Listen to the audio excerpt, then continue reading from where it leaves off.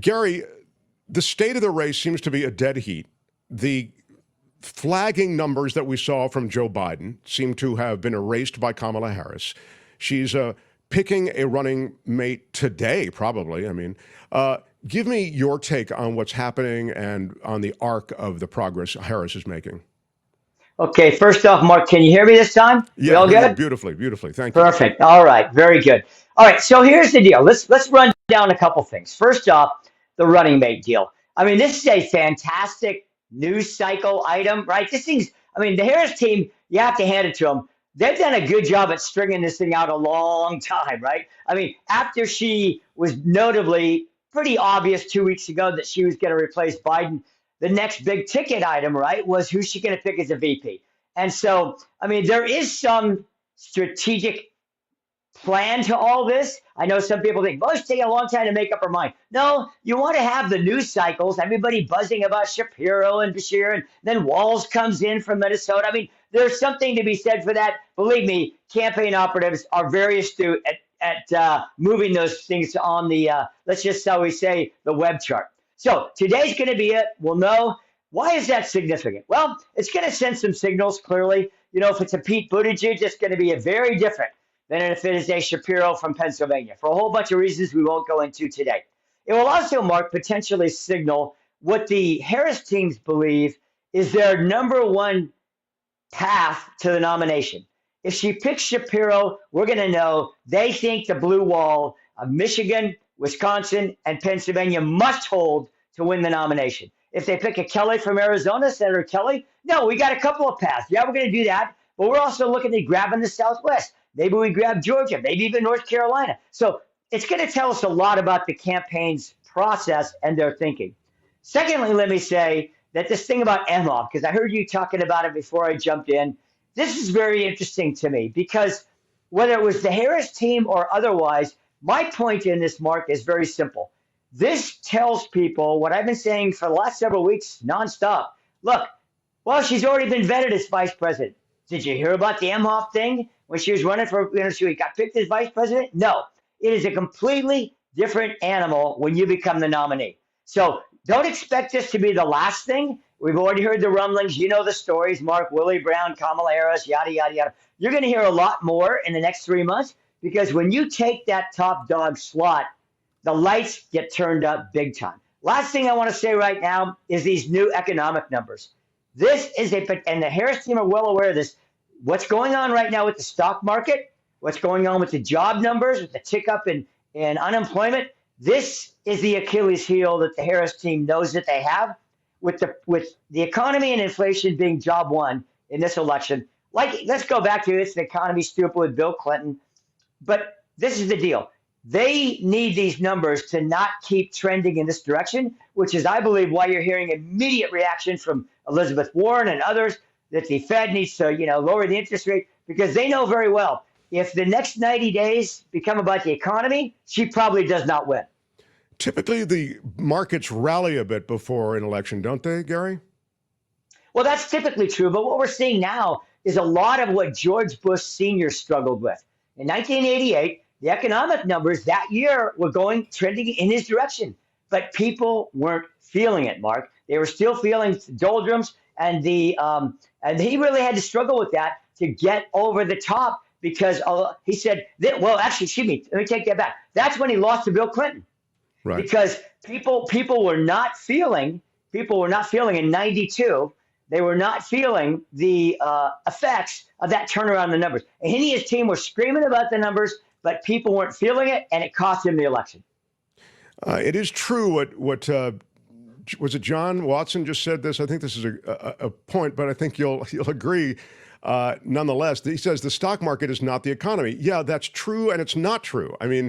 I'll let you speak, but I think it is an indicator of economic health. There is a lot of money tied up in the stock market related to retirement funds and this. So even if you're not in the market per se, you are in the market usually one way or another. And also, this is a headline grabber. Wouldn't you agree with that, Gary? That's, I think, one of the problems. Regardless, it may not be a sign of the overall economy, but it's definitely going to dominate the headline. There's no question about that, Mark. And when you tag that together with the jobless numbers that came out with the jobs report on Friday, which came in much lower than expected in terms of the number of jobs created, and that ticked up unemployment by 0.2. That doesn't seem like a lot, but that's where people get nervous, right? Like, oh my gosh. And then we had here in California, you may have heard, man, Intel is going for a big whack-a-mole on their employment base. I mean, they're talking about cutting 15% of their employees in a major tech employer in California. Those are the kinds of things, Mark, that get people's attention and can really slow down a campaign's momentum significantly if they continue. We see layoffs of the sort that you've just referenced across the tech world, particularly, and they're brutal. And a lot of these tech bros are GOP, so it's it's not they leaned Republican, but it just speaks to frankly, the grim economic realities. Things are changing in Silicon Valley and beyond. I mean, these formerly incredibly healthy companies are now having to make some very tough cuts. Now, let me ask you about Trump. He gets out there on the stump. He plays the old hits where he's hating on a new person every hour. He goes after a popular Republican governor in Brian Kemp. It just seems so... there's no plan there. He's just so impulsive. He just and that it might work out for him. It's worked out for him before, but I wonder if you can just give me a thought on how he'll behave through the next couple of months. Well, I am the last person that wants to make a prediction about Donald Trump's behavior in the next 3 months. But what I will tell you is this, though. What you're saying, Mark, is being echoed inside the Trump campaign. It's being echoed in the halls of Congress, especially in the U.S. Senate, where now there's reports coming out. These Republican senators want one thing. They want the last seat or two to control that chamber come November, because that means committee chairs, chairmanships for them. It means being able to control the judicial approval process for appointments. There is a lot at stake, and the Republicans have the deck stacked in their favor, not because they did anything to do this, but by 3-1, the Democrats have far more vulnerable seats to protect in that U.S. Senate than the Republicans do. So they are speaking out about this and doing so quite publicly. That the discipline in the Trump campaign has waned in the last couple of weeks. What was seen, Mark, is a very different campaign so far. The Trump team really had their candidate under control. They were on message. They were riding high after the GOP convention. And all the brouhaha in the last couple of weeks with Biden and Harris and yada, yada, and now the VP pick, I think has sent Donald back into old Donald mode. Now, will this change as they get, this VP and the race, as we say, settles down in the next week or two? I know there's a lot of Republicans that are hoping that's the case. So when you say it's echoed inside his campaign, does that mean some of this, I would call, maybe desperation is too strong a word, Gary, but it's definitely... you feel in Trump the anxiety that he feels, the anxiety about the size of his crowd. We played the soundbite about essentially, hey, I'd have a bigger crowd, and my crowd would actually be bigger than Kamala Harris's if they'd let another 1,000 people in. And she had an entertainer on stage, so it's no wonder her crowd was so big. This reflects a certain anxiety to me that he must have. So are you saying that anxiety is reflected inside the campaign as well? Yeah, I wouldn't use the word anxiety, Mark. I would use the word, okay, we need to all take a deep breath here. And I think I would call it more, not recalibration. It's like, let's get back to the playbook we started 2024 with, kids. And that includes you, Donald. And he's got some very sharp campaign advice. You're hearing this from Democrats too, by the way. Carville's even talking about this. So a lot of people saying, this campaign is being run very differently than it was 8 years ago. And so that's what we're hearing from inside the campaign is, look, we need to get back to what was working, back to what was winning. Let's stop talking about, her heritage and a woman and crowd sizes. But see, here's the thing. A lot of things have combined to make that so. One of them is the fact that he was shot in an outdoor venue. And the Secret Service has made very clear to the Trump campaign, look, you need to move everything inside. We simply cannot in the current environment. And now we got Iran making noises, right? That they are intentionally looking to take American politicians. I mean, we know. And there's probably, I'll guarantee you, there's a lot of noise in that whole political violence thing that we're not even privy to. That's just the reality. That's the nature of things these days in the world. So what am I saying? Trump's had to move all of his events into indoor venues, which by their very nature are far more controlled, typically smaller. And so that's part of the angst too. I mean, this guy, as you well know, Mark, you've been in the business a long time. Numbers, crowd sizes, all that, that means a lot to somebody on stage. And it means a lot to Donald Trump. Yeah, he really does focus on that in a big, big way. And, when he chose J.D. Vance, that was when Biden was still in the race. And you could tell, I thought, with that choice, and you and I might have even touched on it, you could feel he was feeling really good about things because J.D. Vance didn't bring him anything on the ticket except another blowtorch like Trump who could go after the libs, and J.D. may still do that for him.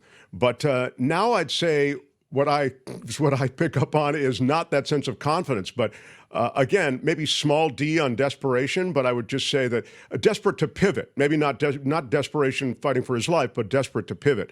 And if you leave it to what his instincts are, sometimes they're good. Sometimes he's amazing. He's a salesperson, and sometimes he pivots to something and go, wow, that was, wherever he got it, it turned out well. But sometimes you just see him flailing, and I feel like we're seeing more of that these days than we are of something really considered, Yeah, I do think you're right about that. I wouldn't use the word desperation again. As I've been talking, Mark, I think it's frustration. Okay, because he has been dominating the news cycle in a very positive ways. I'll tell you what, once those trial verdicts and the Supreme Court decision came down and all that stuff, right? Once cases got set aside, nobody's even talking about the Trump legal stuff anymore. I mean, that shows you how off the radar screen it is. And that's remarkable because Democrats really had planned on running on that clear through November 5th. That's off the table for right now, and it probably will be. I mean, from all indicators we have right now, based on where we are going with the courts. So that being said, that combined with the sinking Biden poll numbers and the focus being negative on Biden is, even from all the national media, Trump was flying high, cycle after cycle after cycle of the news, nothing but positive. So I would say there's been a significant frustration since the week after the GOP convention ended. Joe Biden stepped aside that ill-fated Sunday, and then by 48 hours later, they had their new candidate, and that started changing the entire narrative. I think there's significant frustration for Trump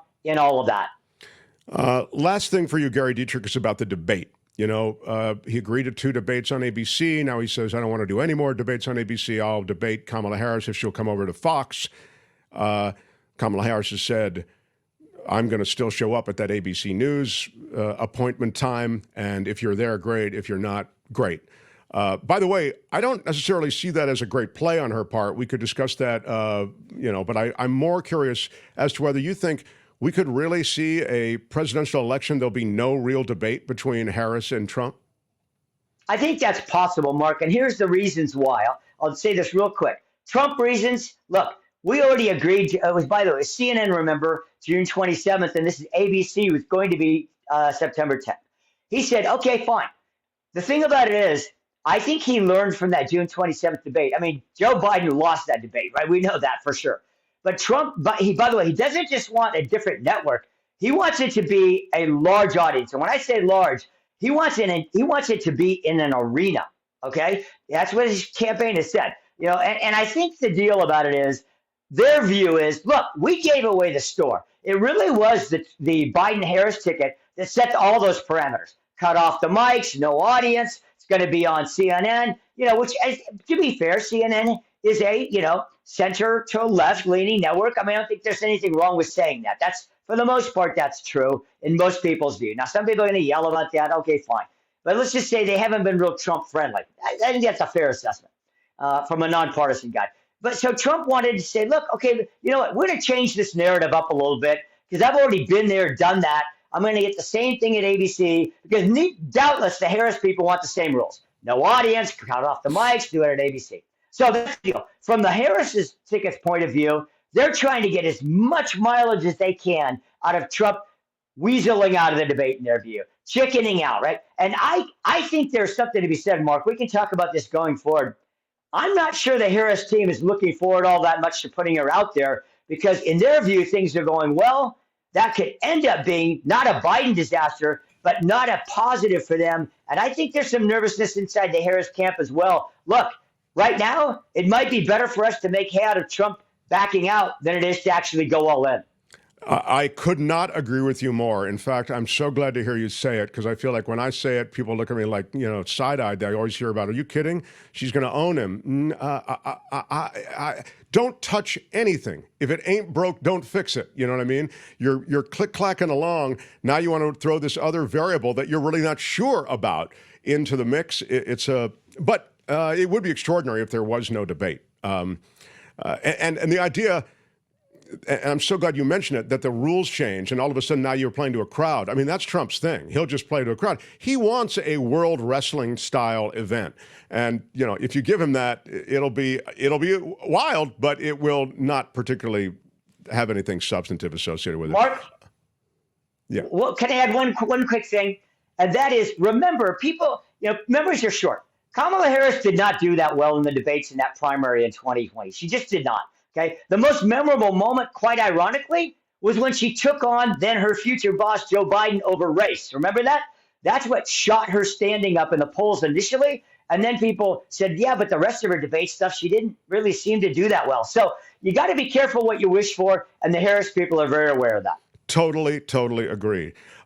Gary, love talking to you. This is great today. Once we got the audio, it was really clean and great. You can find Gary across the iHeartRadio network, also on CBS television stations across the CBS television network, and here on Monday. So grateful for you, pal. Thank you so much. Gary Dietrich, everybody. Hi, it's Mark, and I thought that was great. Hit the notification bell. You'll know whenever there's a new video being dropped, and please subscribe to our channel to help us save the universe.